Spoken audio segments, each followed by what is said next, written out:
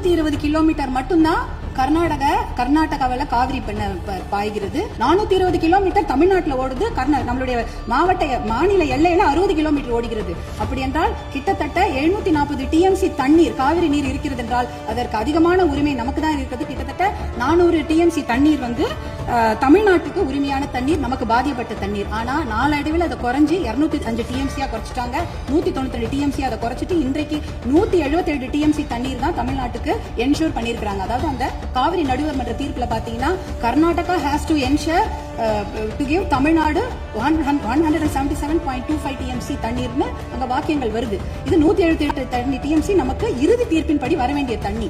ஆனா என்ன பாத்தீங்கன்னா நம்ம கடைமடை மாநிலம், கர்நாடக அரசு முதல்மடை மாநிலமாக இருக்கின்றது.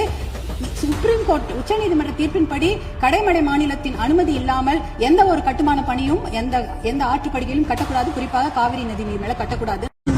என்னடா தெரியும்?